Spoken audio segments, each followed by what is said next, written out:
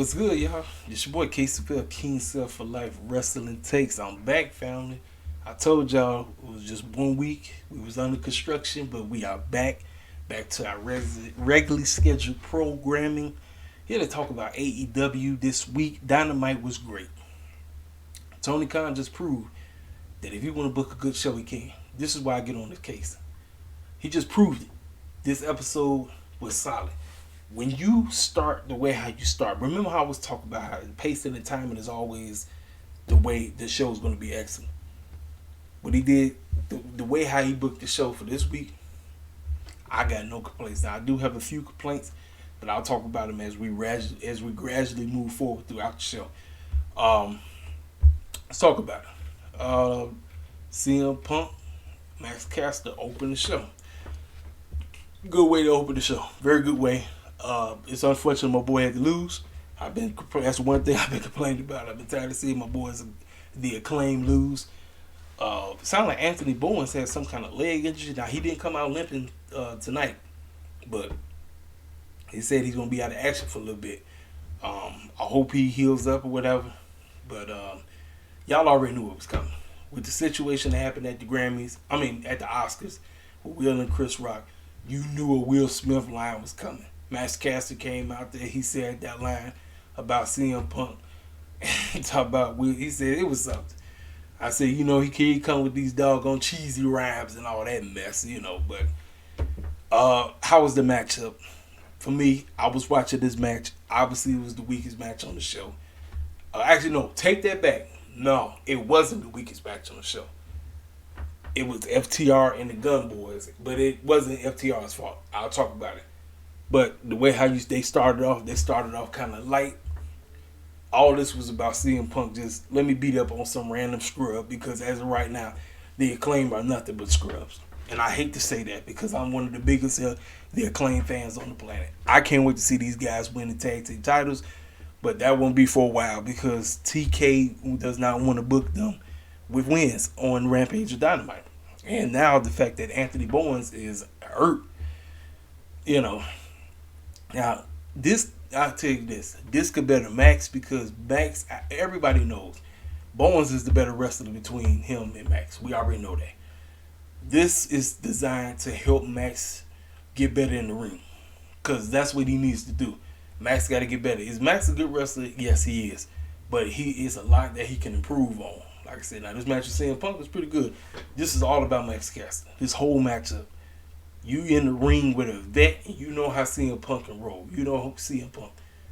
You in the ring with him, so he was trying to showcase what do you bring to the table. Show me, young man, what you got. You're out here giving me these cheesy raps as if you're gonna win. It didn't work. CM Punk got he made him tap. That's what I was about to say. No, he didn't do the go to sleep. He made him tap. But solid opener. Good way to get the crowd hot. Shout out to South Carolina. As of late, TK been on a roll. These fans, where we be going, all these arenas that they be going to, the fans been great. They've been making nothing but noise throughout the whole show. Kudos to them. That's what we want. Like I said, the show, the fans must be hot. If the fans make or break a show. If they sitting on their hands and being quiet, you're not gonna have a good show. You're just not. So, CM Punk wins, and that's the opener. So, after that, Tony Storm hops in the ring. CM Punk explains to himself he might have gray hairs, but this dude wants the AEW World Heavyweight Championship. Y'all be seeing me do this every day. You see him, he doing this all the time. He said, no matter what, before my AEW career is over, I will become AEW World Heavyweight Champion. He said. So, for people it's been like, oh no, CM Punk gonna win the title.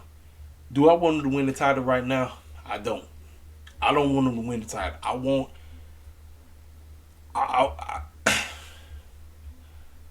Let's see.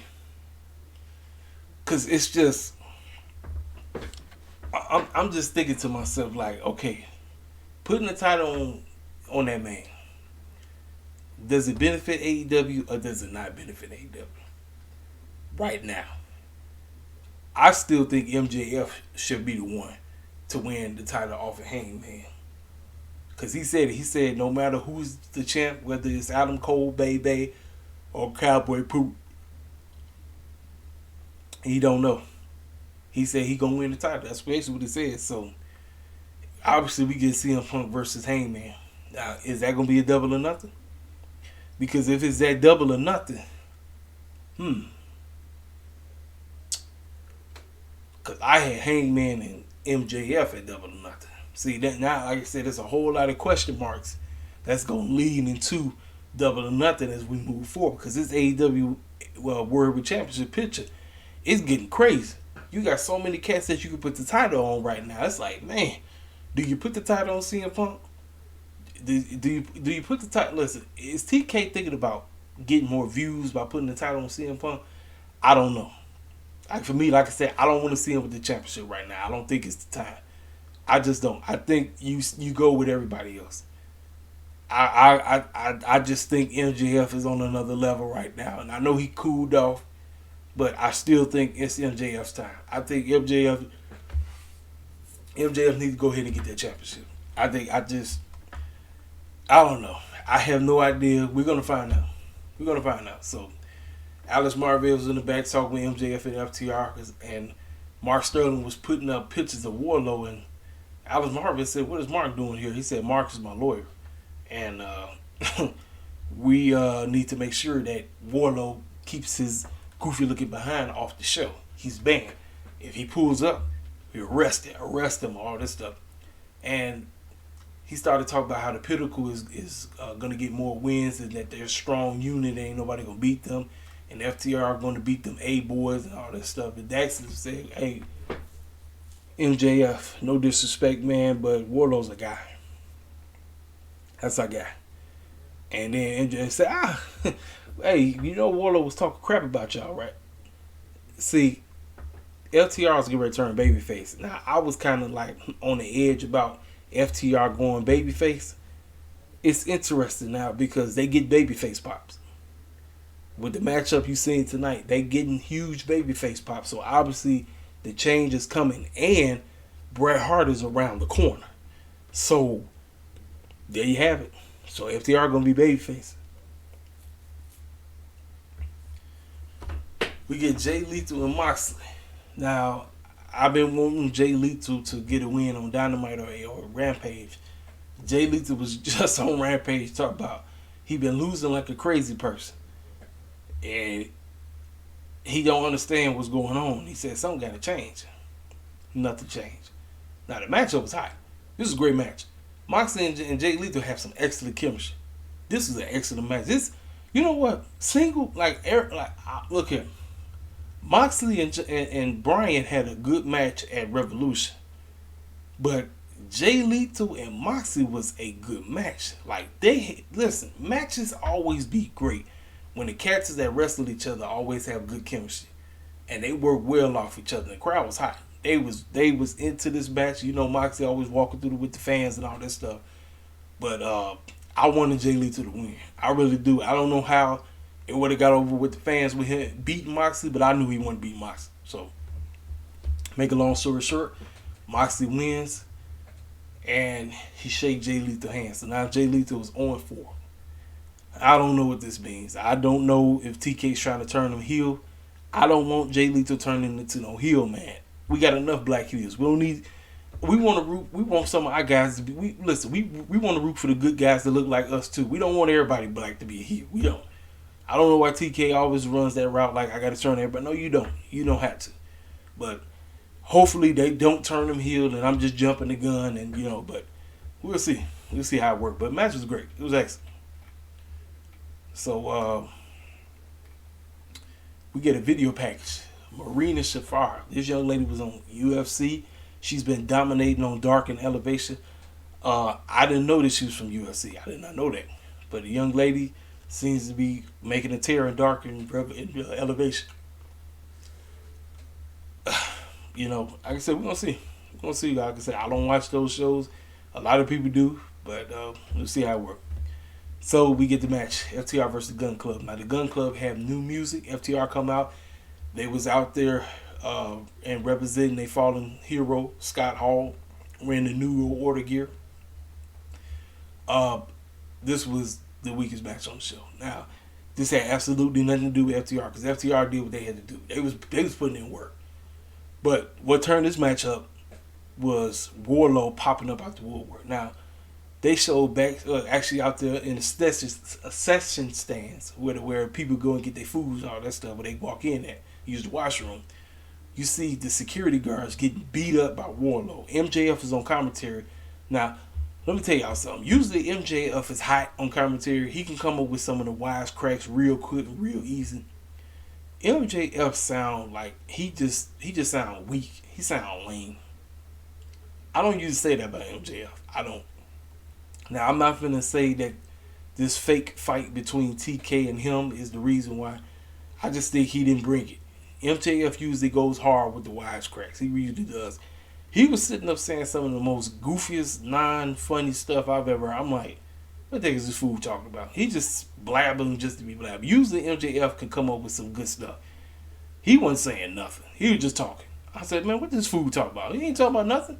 So when he seen Wardlow, he said, hey, keep that guy away from me. Hey, what is he doing here? He's been bad.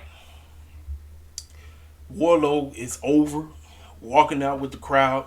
Crowd is going completely insane. He started pointing at MJF. I want you. I want you. So he ran down. Now, obviously, this is all going on during the during the Gun Boys and FTR match. So with the distraction going on, Billy Gunn was able to get involved in the match. So MJF was trying to make it as if Wardlow was trying to screw FTR. FTR was smart. They know that. So, excuse me, y'all. I apologize. With all the foolishness going on, Billy Gunn tried to get involved, and it didn't work. Dax and them ended up getting the victory. They won.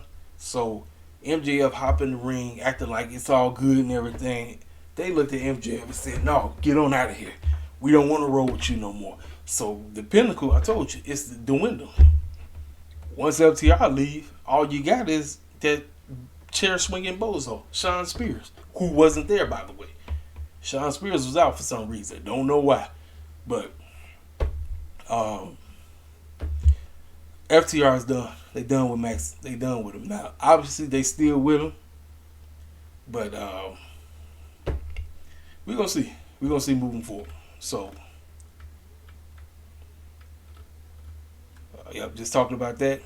We get a video package from our boys. Keith Lee and Powerhouse Hobbs with main event Rampage.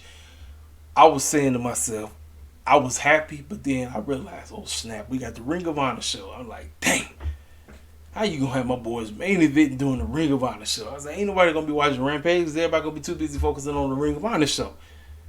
Man, but the promo they cut, Will Hobbs said, listen, Keith Lee, you've been a thorn in my behind since you debuted with your glorious having limited behind. I'm tired of you. You're trying to steal my thunder. This is my spot. Rampage is my show. And you bringing your big behind on here thinking you all that. Powerhouse said, sir, you need to quit. Hobbs, what is that? This is nothing compared to me. I'm glorious. I'm the limited one. Keith Lee talks like he is a boss. When I listen to how he speak like he know who he is. That's why that terrible statement Vince McMahon said to him.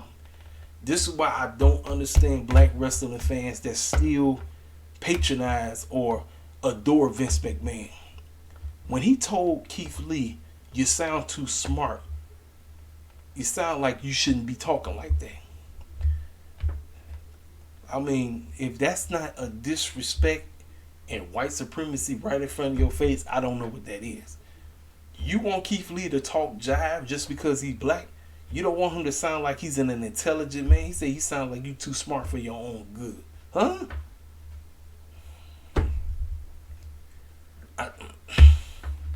But fools love Vince McMahon. They love him. Vince McMahon tell on himself every day. Keith Lee told you. That man told him to his face, you shouldn't talk like that. You sound too intelligent for your own good. What? See, this whole narrative that everybody black gotta talk like they from the hood or all that. No, everybody black ain't from the hood. So why do you think we all supposed to sound the same? We don't. This whole thing about black people, quote unquote, talking white. What the heck does that even mean? I don't even know what that means. I don't know. But that's basically what Vince McMahon told him. Listen, Keith Lee is in an excellent spot right now. And the fact that we getting these two bohemians going at it, I wish they would have waited to the pay-per-view, because I think this is a pay-per-view worthy match. I just don't think they should do it right now. But since we're getting it right now, go ahead and let the bohemians go at it. Now, I got a feeling that this match is going to end in a double countout. I personally believe that. I believe that these two are going to be beating the brakes off each other. Remember what I told you. I want AEW to build both Keith Lee and Powerhouse at the same time. So when it comes to them both being in the main event spot, they both up there at the same time. Nobody is outdoing the other one. Both of them is on the same playing field. Keith Lee right here, Powerhouse House right there. Hey, they coming along. I seen some cats talk about they weren't feeling Powerhouse. My man coming a long way. I'm enjoying the ride with him. I'm sitting up here and I'm gonna say this right here. You looking at my face. I know a lot of people believe Keith Lee's gonna be the first black AEW World Champion. Nope. I'm going with Hobbs. I believe Powerhouse Hobbs will be the first. I feel that in my soul. I feel that. I personally believe that he will be the first black AEW World Heavyweight Champion when the time comes. Listen, great video package, and it was real fast. 1, 2, 3. Because a lot of people wondering when Keith Lee gonna talk in front of. Don't have to. Listen, when the time comes, they both will. This is the element. This is where they feel comfortable in. So let them do what they got to do. We get the wannabe WWE superstars over here, the JAS clowns, Jericho and his Appreciation Society, talking to in the mic, talking about how they beat the brakes off of professional wrestlers and that they here to take over. This is the Jericho Appreciation Society. They are sports entertainers, and this is what they're here for. They're here to bury everybody. They're here to destroy everybody. And this is what they about. They destroy clowns like Eddie Kingston and Santana and Ortiz. They don't belong here and all this. So they run their mouth. Then, the one thing I give them props. Everybody be crying about AEW not having characters. Everybody in this group get character. Even Jake Hager. Because Jake Hager is just a muscle. That's what his character is. But the rest of them clowns in the group, they all playing their role. So, listen, I wasn't feeling the group at first because I was like, man, this is just another circus clown group. This is the clown version of the Inner Circle. Now, the Inner Circle were clowns, but you took them more serious. These guys are wannabe WWE superstars. That's basically what the gimmick is. They keep calling themselves sports entertainers. So, everybody got the opportunity to say something, which is great. Do what they got to do. So they run around here talking about, hey, look who's behind this room. Nobody's back there. So they joking around. Eddie Kingston, Santana, and Ortiz come out the woodwork, and they jump them all the way until they get outside to the ring where the fans are. I'm sitting here saying to myself, how the heck did 5 clowns allow 3 dudes to beat the brakes off of them? Now, I was about to tweet that. I didn't tweet it because Jake Hager had enough. Jericho and them was getting mollywopped. They was getting beat down. And then Jake Hager said, nope, I'm about to destroy Eddie Kingston, I'm about to destroy Santana, and I'm about to destroy Ortiz. He single-handedly did that. The rest of them woke up. One of them ripped off Eddie Kingston's belt. I think it was Jericho. He ripped off Eddie Kingston's belt, started beating them with it. They laid them all out. Ortiz and Santana got jumped. Eddie Kingston got murdered. They got murked again. So now I'm sitting up here saying to myself, who does Eddie Kingston go and get? Who does he go and get to join them? Because obviously they're going to need help. They're going to need help. I don't know who they bring in. Do you bring in a Homicide? Do you bring in a what's the other dude? Homicide and I forgot the other member of LAX. Y'all know who I'm talking about. Do you bring them clowns in? We'll see. But it was a decent segment. Very decent. Tony Schiavone is talking with Jay Cargill and Smart Mark Sterling. Sterling says that Jay Cargill's 30th opponent is going to be none other than the Leva Bates, and he said it with such a straight face. And I looked at him, and Jay looked at him and said, "What? I know dang well you not finna have a girl that don't even be on the show, let alone wrestle." Because apparently Leva Bates is a part of the backstage crew.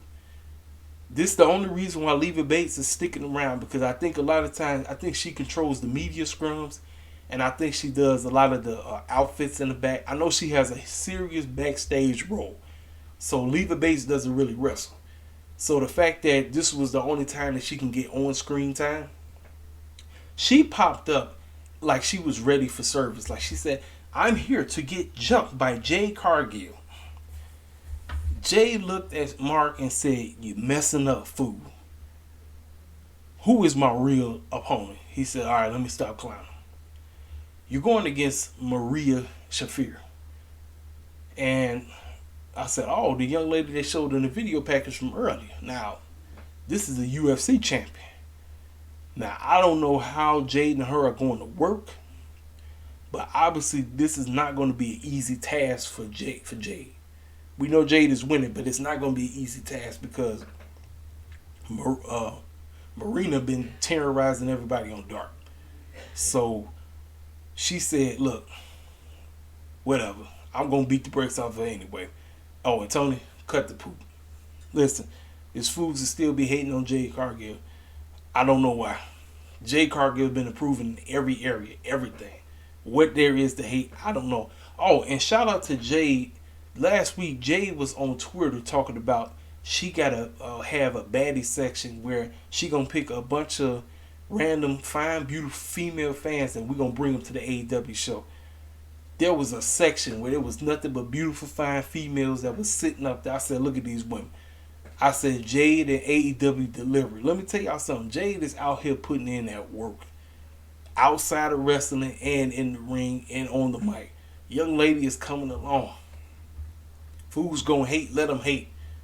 I'm telling you, man, when Jade comes to full circle, when she comes to full fruition, get the heck out the way. Get out of the way. I don't even want to hear it. You say anything bogus about Jade Cargill, all I need to know about who you are. That's all I need to know. That young lady coming along. Man, salute to Jade, man. That's my girl. Keep it up. Keep it up. So now we get Bryan Danielson versus Wheeler Yuta. William Regal's on commentary talking about, saying the young man knows what he's doing and all of that. Listen, this was an excellent match. Wheeler Yuta is coming along. I think the best thing he ever did was leave the best friends behind. That was the best decision he made. And he hung in there with Bryan. Bryan and him was going to war. They was going at it. They was tearing each other up. This was a great match. And the crowd loved it. And he got over. Fans wanted to see Yuta win. They wanted to see this young man get the victory. Passed out. Bryan put him out. Took him out. Great match. Great. I wanted to see Yuta win. That's how over he is. The man is over like crazy. That the fact that you knew he wasn't going to win, but you wanted to see him win. Kudos to TK. Kudos to William. Kudos to BD. So, we get to a video package of the main event. Darby Allen versus Andrade. Talking all kind of foolishness on what they going to do in the main event. You already know. Y'all know exactly what to expect from Darby Allen. You already know. So now we get the phony championship celebration from Adam Cole and his elite / undisputed brethren, a.k.a. Bobby Fish, Kyle O'Reilly, Red Dragon. They come out with the championships and they tape their own names on it. It looked like arts and craft tape with the handwriting. They look goofy. They sitting out there trying to have a celebration, had a box, and the box opened up and 2 yellow balloons came out. Adam Cole said people want to talk about why did you steal their property. It's not stealing when the property was already yours. We just took back what's rightfully ours, and we will be champions. So they ramming their mouth, babbling. Here come Cowboy Poop. Now, Adam Hangman Page came driving out in a Tesla, but he had a bullhorn holder. The first dude that came to mind was John Bradshaw Layfield. Y'all remember back in the day when JBL used to come driven out in the limousine. It had the long man bullhorn right on front of the rear of the car, on the trunk. And I was like, on the hood of the car, and I was like, man, he's supposed to be JBL now. Come out, hop in the ring, trying to beat the brakes off of the three of them. You knew it wasn't going to work. Jurassic Express and Christian come running out there. They start beating the brakes off of Bobby Fish and Kyle O'Reilly.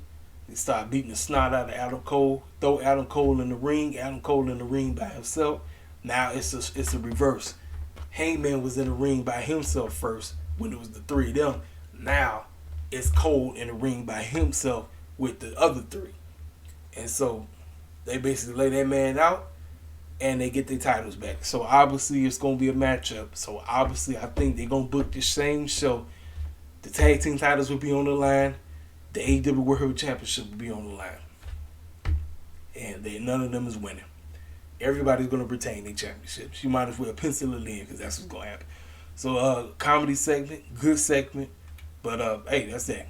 Everybody's having fun. So now, this segment right here should have been done last week. Thunder Rosa cut one of the most passionate, great promos. This should have been done in front of her home crowd. Now, the crowd was popped. It was hot. But I personally believe that if this was done last week, the San Antonio fans would have went berserk. They would have went berserk. Or wherever she was at. I think they was still in Texas. I don't know if they was in San Antonio, but I know for a fact they was still in Texas. I know that. Why did TK do this? This is great. This segment was outstanding. No interruptions from nobody. And Thunder sound great. She talked about how she's proud to represent, the Mexican folks. She was Mexican-born world champion. And she says that from this day forward, she just doesn't want to be the best wrestler in AEW. She wants to be the best women's wrestler of all women's wrestling, period, no matter the company. And she addressed Nyla Rose and them and said that bullies like that will always be laid down. So if you ever want to fight me, you know exactly where to find me. I ain't know where to find. I will beat the brakes off of you whenever it is, no matter what. Right to the point. Great segment. Fans went crazy. That's all they could have did for last week. That's foolishness they did. They pulled. It wasn't even worth it. It was great. Excellent. FTR cut a backstage promo. They talked about how they enjoying their ride. They had to let Telly go because Telly was holding them back. And they said that from this day forward, they're proud to be AAA tag team champs. They're looking forward to Ring of Honor because they're going against the Briscoes. They will become Ring of Honor tag team champs. And then they called out the Young Bucks. And they said, we're ready to celebrate. Who is the greatest wrestlers of all time? We want you, Young Bucks, and we will see you. I don't know if it's going to be a Rampage or Dynamite, but they called them out. So that's that. So obviously this segment right here is going to lead to Bret Hart showing up. Bret Hart is coming. It's without a shadow of a doubt. Bret Hart is showing up.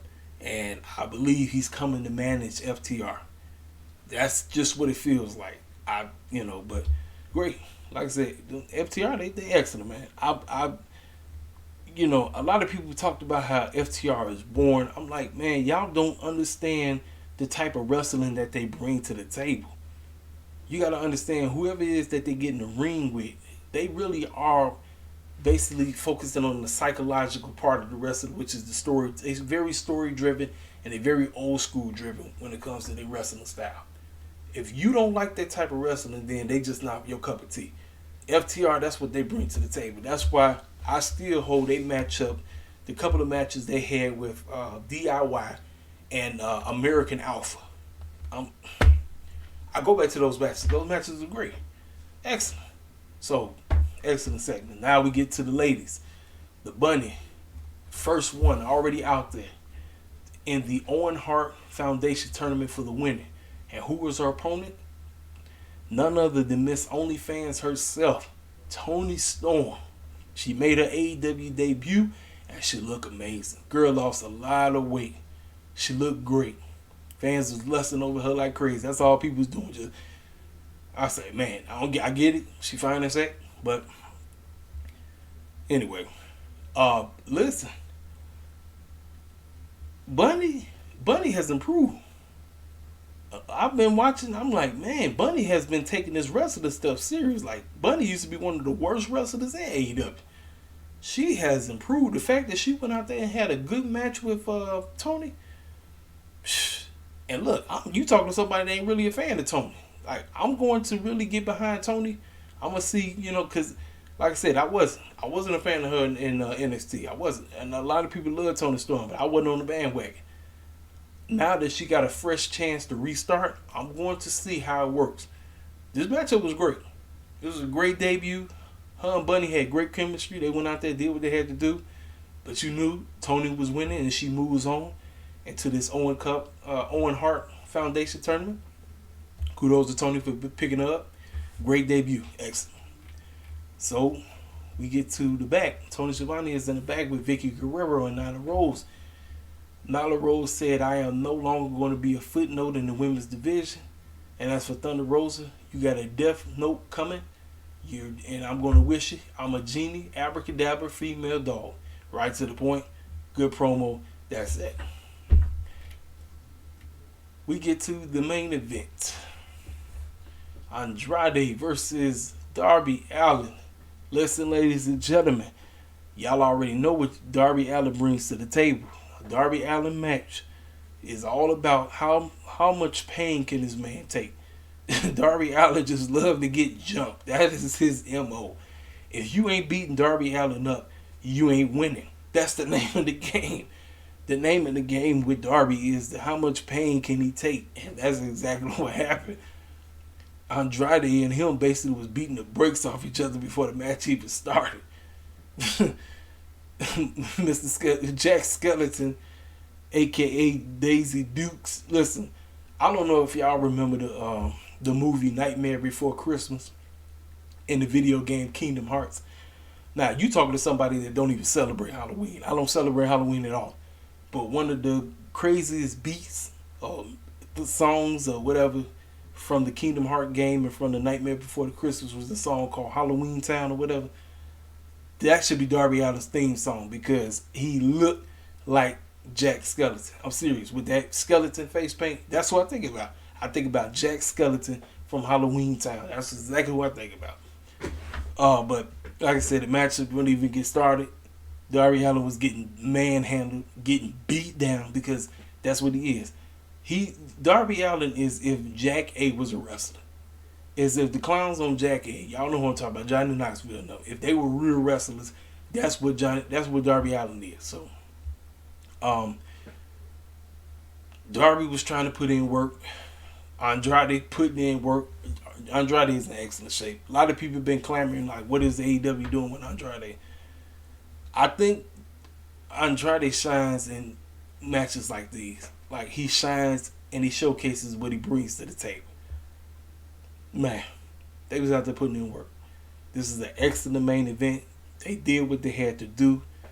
When they say stomp a mud hole, they really was stomping a mud hole on each other. Butcher and the Blade come running out. Sting came out. Butcher and the Blade beating the brakes off of Sting. So Darby Allin so focusing in on that. Jose came running out like he was going to do something. Sting took him and finished him off. So Darby too busy paying attention to the Butcher and the Blade, right? That's all he looking at. He paying attention to them.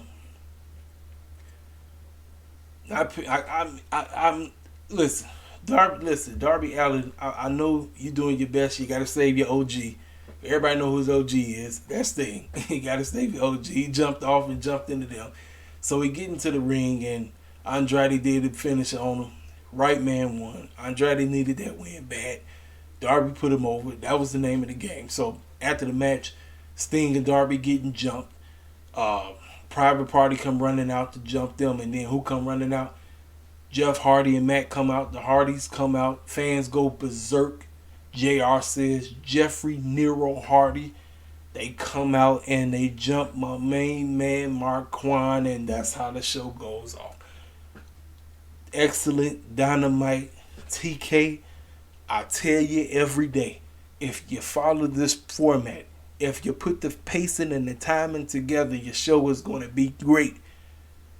That's all you got to do. You don't have to do everything. Everybody doesn't have to be on the show. If you follow the format that you did tonight, you're going to produce a great show. That's just how it is. It's not rocket science, man. This is why I get on the man's case. I get on his case because he showcases that he can be great when he want to be great. I didn't really have no complaints about the show. That's the only reason what I complained about is what I complained about. You know, my boy Max Caster losing and Jay Lethal losing. And the picture by picture. But outside of that, man, the show was great. It was excellent. This was a great Dynamite. And hopefully the ratings showcase that was a great Dynamite. It's great. I got nothing but praise for the show. I really don't have nothing bad to say. Timing and pacing is always the key for a successful show. If your timing and pacing is off, your show's going to be garbage. It's going to be trash. That's just how it is. You know, I'm not here to bash the man. I'm just here to tell you the bold-faced truth. Ladies and gentlemen, this is your boy KCFL King Set for Life. For Friday, I'm going to do a Ring of Honor / Rampage review. And Saturday and Sunday, you will hear me give my best critique. Unbiased. Because y'all know I can't stand Vince and them. Take about WrestleMania 38. I'm watching. I'm going to watch the show. I'm going to review it. If the show is trash, I'll tell you it's trash. I'm not going to hesitate about WWE. I don't bite nothing when it comes to WWE. Y'all already know that. But I'm definitely going to review the show. I'm reviewing it. So I'm getting a review for night 1 and getting a review for night 2. So for my WWE fans that have been wondering, waiting, when I'm going to finally start talking about WWE, I will. I won't do a predictions video because I seen the card and it's all over the place. You know, I don't trust Vince, especially when it's concerning the talent that look like me. I don't trust him. I want Bianca to win. I don't know if she will. I want Naomi and Sasha to win. You know they might. Roman and Brock. Roman better win. That's all I gotta say.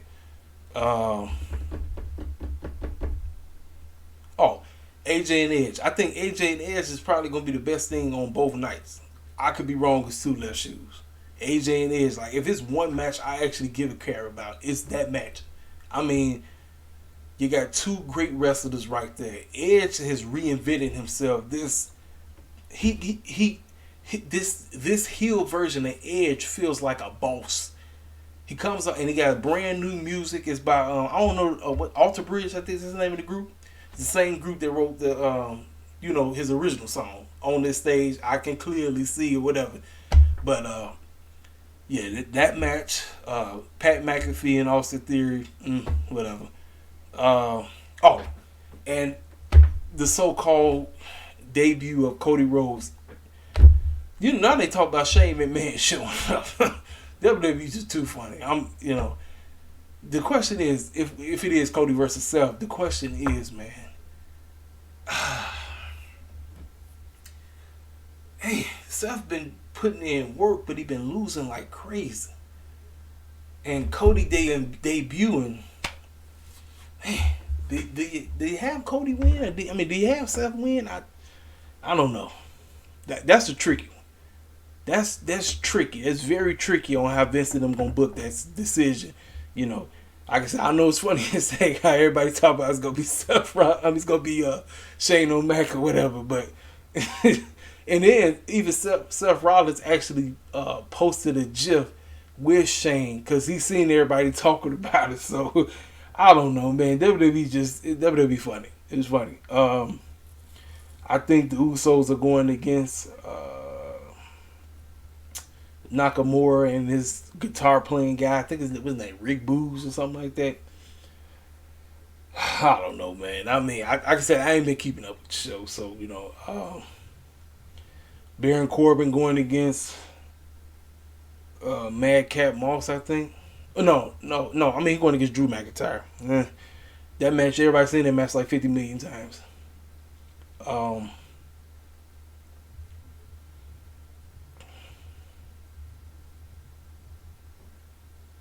think the Street Profits is in the triple threat with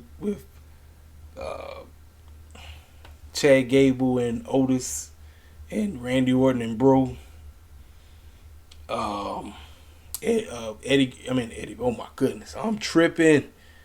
Rey Mysterio and his son Dominic is going against Logan Paul and The Miz. Sami Zayn is going against Johnny Knoxville. Y'all know the Jack A crew showing up in that match because this is an anything goes match. Now, Stone Cold and Kevin Owens, is it going to be a match? I don't know. Man. I don't know. Charlotte and Ronda, man, Ronda has no passion for this. She had the passion where she first came, but she just has no passion. And do you give her the title? She just has no passion.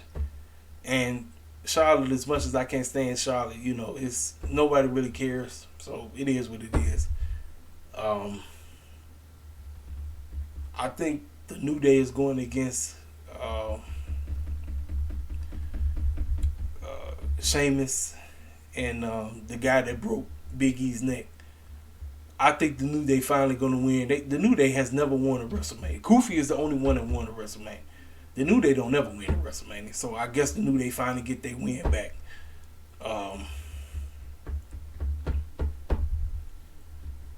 Is that it? I might be missing something, but like I said, I'll be coming on here. I'll be reviewing WrestleMania. I will. I'm going to review it.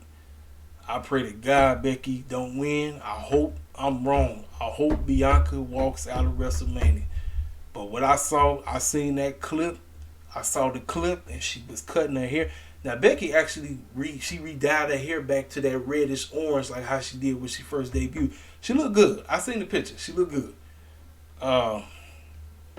Man, but with her cutting her hair like that, I said, man, you know the script. If you look strong going into the show, you don't win, and it's just not gonna be a good look. It's not. The fact that you opening the show with that match, it's just not gonna be a good look. I don't want cats going online, and you already know. I just don't want it. I don't want it because y'all already know if Bianca doesn't win, y'all already know what's gonna happen. You remember what happened at the Summer Joke. How everybody was going off and they had every right to go off. I hope she wins, but I just don't feel confident. I don't, man, because this is Vince McMahon we talking about. Like I said, Vince don't know what he do. Omos is going against Bobby Lashley. You know what, man? Listen. Omos' size, I think, is what holds him back. Because Omos needs a lot of work. He needs a lot of work in the ring. He needs a lot of work trying to cut a promo. All this match is designed to do is just put Omos over. Bobby Lashley is hurt like a mug. I still don't understand why he's coming back. That man should be chilling somewhere. He's just there to put that man over. Omos is going to win easy. Omos got it on lock. It's a done deal. I'm trying to think. Is there anything I'm missing? I talked about the women's tag team situation. I think they're gonna get the titles to Shayna and Natalya. Now, I was leaning towards Rhea and Liv Morgan, but I think Natalya and Shayna are gonna get those titles. Because they don't mean nothing on Selena and Carmella. They don't mean nothing. Now you would think Vince has sense and put the titles on Naomi and Sasha. But Naomi and Sasha don't even belong in this match. They should have their own one-on-one match. Naomi should be going against Sonya Deville. Or, heck, Naomi could have been going against... If you wanted to do a triple threat, you could have did a triple threat. Charlotte versus Naomi. Heck, if you wanted to do a fatal four-way, Charlotte versus Naomi versus Sasha versus Sonya Deville for the SmackDown Women's Champion. You could have done it. But Vince didn't go that route, so...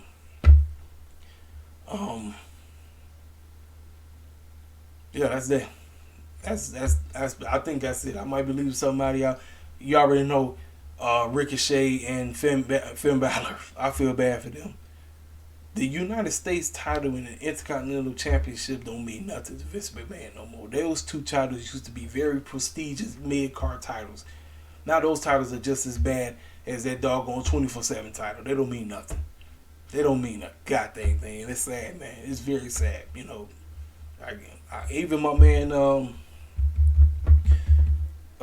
Damian Priest. Damian Priest had an outstanding tag team match last year with Bad Bunny versus The Miz and Johnny Morrison.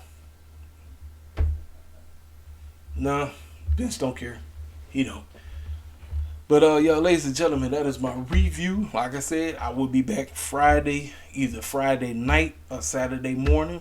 I will be dropping my Ring of Honor / Rampage review, so it's gonna be a 2 and 4. So I'll review Ring of Honor first, then I'll review Rampage. So it's gonna be like a combined show because those shows I'm watching. That's that. We got the Hall of Fame show. The Hall of Fame show is set. I'm not watching it. The Sterling. I think I'm saying it wrong. Y'all know what I'm talking about. Big Papa Pun. Big Papa Pun. Big Papa Pun. His brother going in. Vader. Sharmell. My man Shad Gaspar. And The Undertaker. Great card. Hey, I really ain't got too much to say about that, but that's that. So anyway, I'll talk to y'all cats on Friday or Saturday morning. This is your boy KCBL King Self Life. Holla at your boy.